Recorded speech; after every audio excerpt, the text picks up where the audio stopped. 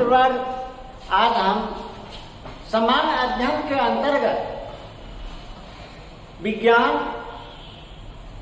में भौतिकी, ऑप्टिक्स यानी लाइट, प्रकाश पर चर्चा करेंगे।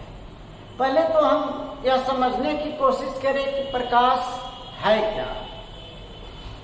प्रकाश को हम इहलौकिक नजरिए से भी देखेंगे और पारलौकिक नजरिए से भी देखेंगे।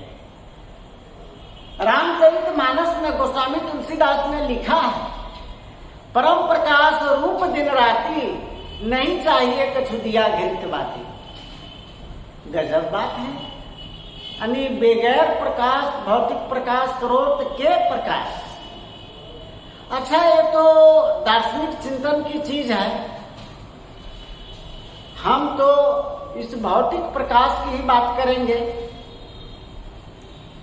लेकिन एक इशारा करना चाहते हैं कि कोई सामान देखने के लिए या किसी छवि या इमेज को देखने के लिए प्रकाश हमें चाहिए। लेकिन गोस्वामी तुलसीदास ने ऐसा क्या लिख दिया, ऐसा क्यों लिख दिया? हो सकता है कि किसी चीज को हम भूतकाल में देखे रहते हैं, अचानक जब उसकी यादें आती है तो उसकी एक छवि बनती है। अंधेरी रात में हम सोए हुए हैं, बेड पर पड़े हुए हैं और वो चीज झलकती रहती है हमारे मानस पटल पर। हो सकता है शायद इस ख्याल से भी लिखे हों। चलिए उनकी बातों को हम यही विराम देते हैं। हम मूल भौतिक प्रकाश पर आते हैं। प्रकाश को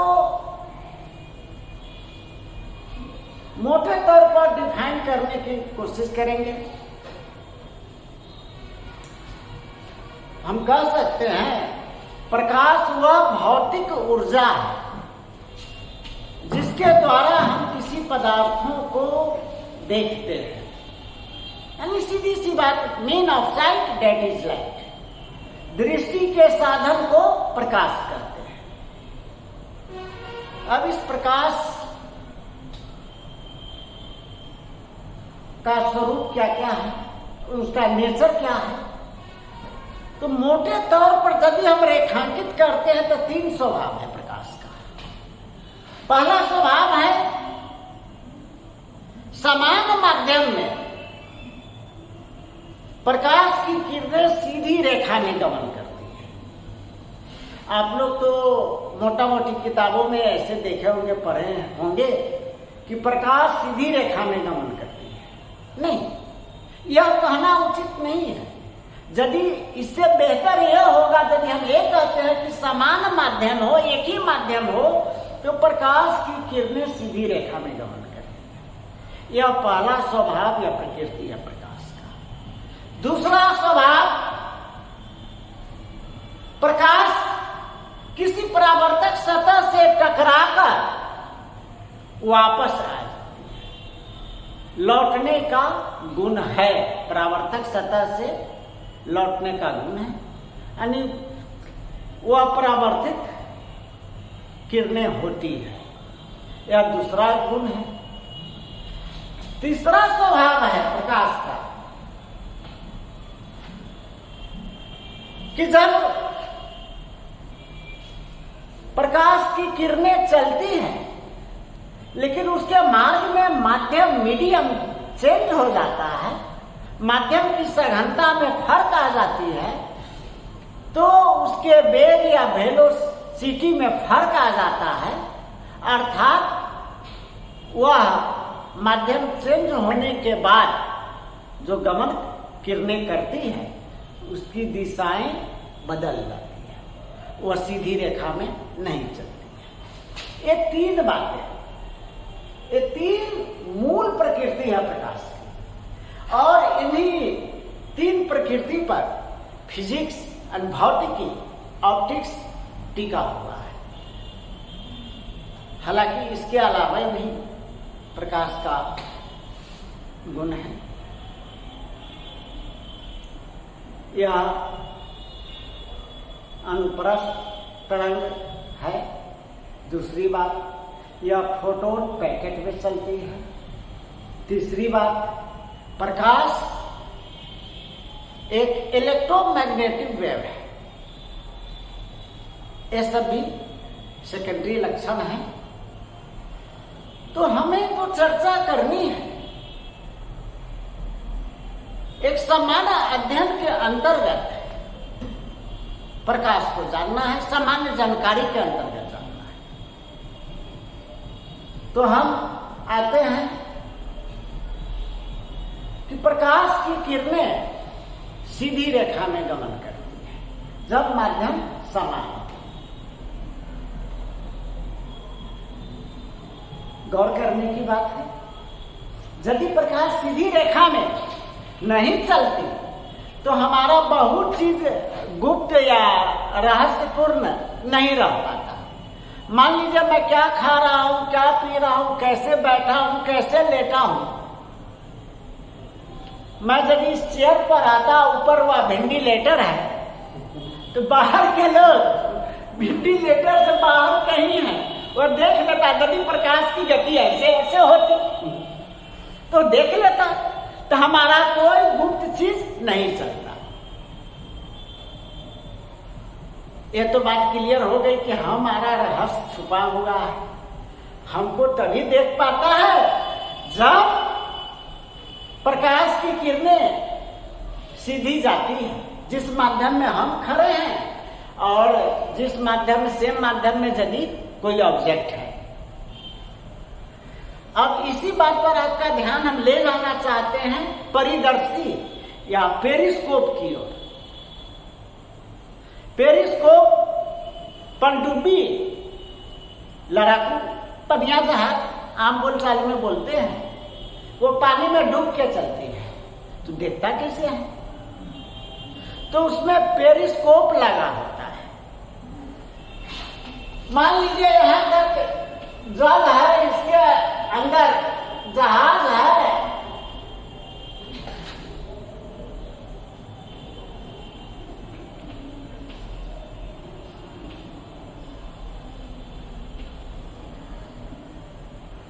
और इस पर एक कप्तान जो है पेरिस्कोप की मदद से देखता है। एक पेरिस्कोप एक नली होती है, पाइप, जो लगभग यही अंग्रेजी के जेट लेटर की तरह होते हैं, इंग्लिश के जेट लेटर। इसमें दो समतल दर्पण लगाए जाते हैं, एक यहां और एक यहां। अब प्रकाश की किरणें जब ऐसे चलती है या कोई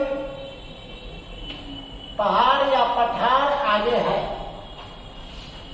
तो प्रकाश की किरणें जब इस होते चलती हैं तो यहां समतल दर्पण से टकराकर इधर घूम जाती है, जिस एंगल से आती है। और एक खास एंगल पर इसको हम फिक्स किए हुए हैं, यहाँ टकरा के फिर यह इस दिशा में, यही घटना फिर यहाँ होती है। और ऐसे यहाँ हमारी आंख या कप्तान की आंखें हैं, वो देख लेता है आगे क्या है। और लोग इस जहाज को, शिप को नहीं देख पाता। कप्तान चाहे लड़ाकू भी पनडुब्बी हो, आराम से चलता है। मेरा सीधा कहने का मतलब है पेरिस्कोप इसी सिद्धांत पर खड़ा है कि प्रकाश की किरणें समान माध्यम में सीधी रेखा में गमन करती। अब हम आते हैं दूसरे बिंदु हमने कहा था कि प्रकाश की किरणें जब किसी परावर्तक सतह पर टकराती है तो परावर्तित हो जाती है। इसको ऐसे समझाया जा सकता है,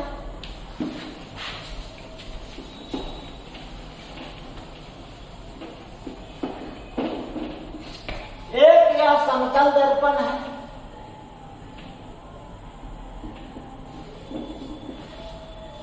प्रकाश की किरणें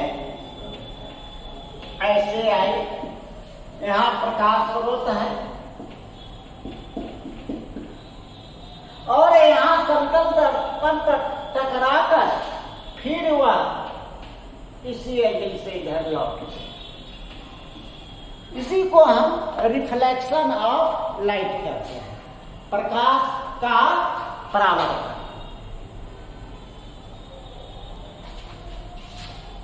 अब यह भी दर्पण है, समतल दर्पण, प्रकाश स्रोत से किरणें आई और परावर्तक सतह पर टकराकर इसको वो बिंदु मान लेते हैं।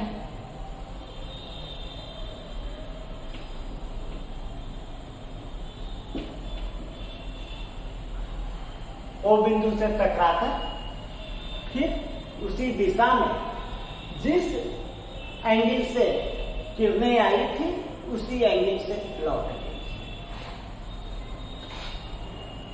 अब इसके बीच एक अविलंब डालते हैं, 90 डिग्री का कोण बना देते हैं। आप देखिए दो त्रिभुज हो गई।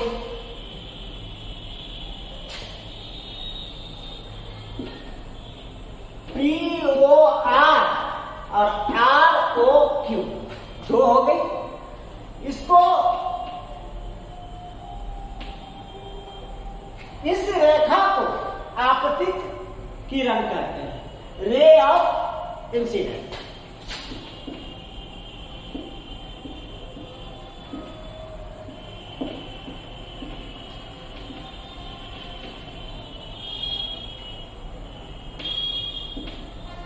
और इसको रे ऑफ रिफ्लेक्टेड, परावर्तित किरण।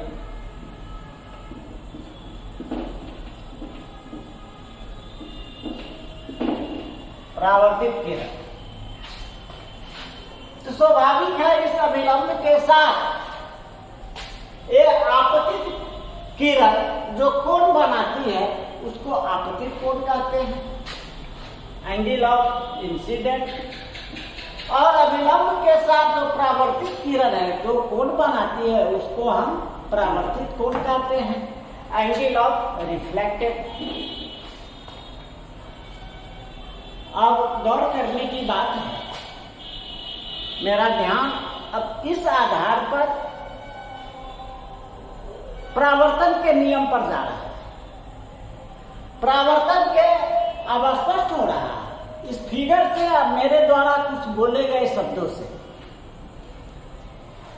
कि आपतित किरण और परावर्तित किरण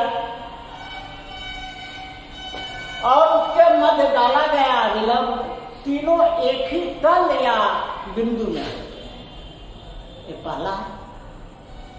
दूसरी बात कि आपतित कोण बराबर होते हैं परावर्तित कोण, यही परावर्तन का नियम है। अभी तक हमने प्रकाश के दो मूल स्वरूप या प्रकृति को देखा। अब हम तीसरी प्रकृति की बात करेंगे। वह तीसरी प्रकृति है क्या? सीधी सी बात है कि प्रकाश की किरणें या प्रकाश का वेग जिस माध्यम में वह किरणें चलती है उस माध्यम की सघनता पर निर्भर करता है। ऐसे हम समझे, हम लोग भी प्रभावित होते हैं। ऐसे हवा में बड़ा इजी वे में हम चलते हैं, भर कमर पानी यदि रख दिया जाए उसमें कहें कि आप दौड़िए, उस गति से चलिए, क्या यह संभव है? नहीं संभव है। वो आपको प्रतिरोधित करेगा, अवरोध डालेगा ही। यही बात इस प्रकाश के साथ है।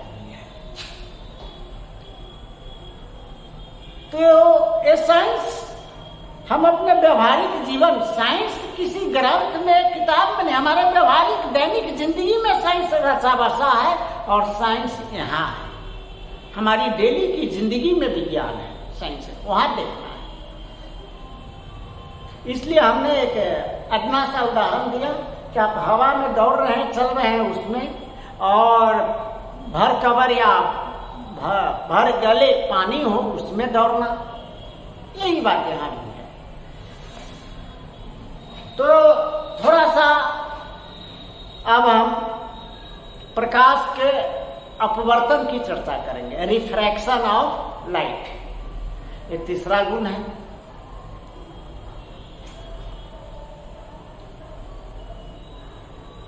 इसको विज्ञान की भाषा में हम ऐसे बोलते हैं कि जब प्रकाश की किरणें विरल माध्यम से सघन माध्यम में आती है तो वह अभिलंब की ओर मुड़ जाती है। सीधा मतलब, आप इसको ठेठ में समझिए, जब सघन माध्यम में आती है तो अभिलंब की ओर मुड़ जाती है। इसका सीधा मतलब है कि उसका वेलोसिटी कम जाता है। ऐसे आ रही है, यहाँ माध्यम अलग है, यदि सीधा जाता तो समान वेग होता, यदि ऐसे आके ऐसे हो जाता अधिक वेग होता। ऐसे आ रहा है, गिर गया है, वेग कम है, सीधी बात। ऐसे इसको समझिए। इसको थोड़ा सा हम डायग्राम पर एक रफ स्केच करते हैं। हाँ, अब तीसरा गुण प्रकाश का जो है उस पर हम चर्चा करेंगे, रिफ्रैक्शन ऑफ लाइट, प्रकाश का अपवर्तन। जैसा हमने चर्चा किया है, और प्रकाश के अपवर्तन में देखेंगे कि किस तरह से ये दो माध्यम है, इधर डेंस सघन माध्यम है, पानी है, इधर रेयर मीडियम हवा। जब प्रकाश की किरणें विरल माध्यम से सघन माध्यम में आती है तो आप देख रहे हैं कि अभिलंब की ओर झुक गई है, मुड़ जाती है। ठीक इसके विपरीत जब प्रकाश की किरणें सघन माध्यम से विरल माध्यम में आती है तो अभिलंब से दूर भागती है। कहने का सीधा मतलब है उसका वेलोसिटी बढ़ जाता है। अब आप समझ गए होंगे कि मैं क्या कहना चाहता हूं। हाँ, अपवर्तन के नियम, ये जो अभी आप डायग्राम देखे हैं, मैंने जो दो शब्द बोला है, उसके आधार पर इसके नियम को जरा हम देखें। इसमें भी देखिए तो आपतित किरण और अपवर्तित किरण तथा दोनों माध्यम को विलग करने वाला तल, दोनों माध्यम को विलग करने वाला तल एक ही बिंदु पर है। एक पहला नियम है। दूसरा कि यहां भी देख रहे हैं, हाँ, तो हम देख रहे हैं एक आपतित किरण और अपवर्तित किरण और दोनों माध्यम को विलग करने वाला तल, ये तीनों एक ही बिंदु पर है। मैं एक साधारण उदाहरण दिया हूं कि आप इजी वे में पानी में, हवा में दौड़ पाएंगे, पानी में नहीं दौड़ पाएंगे। यही यहाँ इस प्रकाश की किरण के साथ है। ठीक परावर्तन के बारे में, प्रकाश के परावर्तन के बारे में समझाया था, बात रखा था, वही बात यहां भी लागू होती है। ये आपतित किरण और दोनों माध्यम को अलग करने वाला तल और उस पर खींचा गया अभिलंब, तो इस अभिलंब के साथ आपतित किरण भी एक कोण बनाती है। उसको हम आपतित कोण कहते हैं। इसको हम आई से डिनोट करते हैं। और अपवर्तित कोण को आर से, वहां आर का मतलब एंगल ऑफ रिफ्लेक्शन था, यहाँ रिफ्रैक्शन है, फर्क यही है, आर का यही मतलब यहाँ है। फिर इधर हम नजर करते हैं, ये ऊपर देखिए प्रकाश की किरणें सघन माध्यम से, शीशा से हवा में, तो जब सघन माध्यम से विरल माध्यम में आती है तो अविलंब से दूर भागती है, मतलब उसका गति बढ़ जाता है, उसका वेग बढ़ जाता है। दूसरे नियम पर आते हैं अब बर्तन के। पहला तो हो गया आपतित किरण अपवर्तित किरण, दोनों माध्यम को विलग करने वाले बिंदु या तल एक ही जगह एक ही बिंदु पर होते हैं। दूसरा नियम है कि कोण आई और आर का अनुपात दोनों माध्यम के सापेक्ष फिक्स होता है, और इसी अनुपात को हम अपवर्तनांक कहते हैं। हवा के सापेक्ष पानी का अपवर्तनांक, ये परीक्षा में निश्चित रूप से पूछता है। पानी का अपवर्तनांक हवा के सापेक्ष, हवा 1 है तो 1.33 होता है।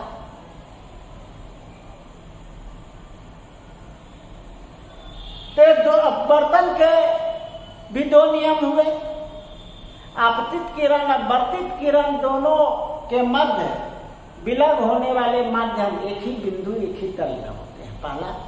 दूसरा, कोण आई और कोण आर, आपतित कोण और अपवर्तित कोण का अनुपात स्थिर होता है, जो अपवर्तनांक कहलाता है। इसी को स्नेल का नियम भी कहते हैं। स्नेल साहब ने इसका खोज किया था। हवा का अपवर्तनांक 1 है, वो स्टैंडर्ड है, पानी का 1.33। पानी से भी ज्यादा सघन माध्यम शीशा है। शीशा का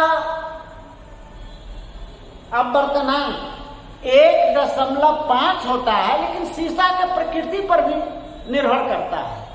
यदि वह कांच सामान्य नहीं फ्लिंट है तो अपवर्तनांक उसका बढ़ जाता है। इस चीज को ध्यान में रखेंगे तो आज हम प्रकाश के 3 मूल स्वभाव की चर्चा की, और इस 3 स्वभाव से इसके एप्लीकेशंस भी बहुत आते हैं, परीक्षा में पूछे जाते हैं। चाहे अपवर्तन से सवाल हो, अपवर्तनांक से सवाल हो, या परावर्तन से सवाल हो। तो आज हम लाइट के 3 फंडामेंटल नेचर की बात किए हैं। अगले और जो इनके नेचर है, स्वभाव है, और प्रकाश का जो प्रयोग है, एप्लीकेशंस है, उस पर अगली वीडियो में इसी के साथ जय हिंद।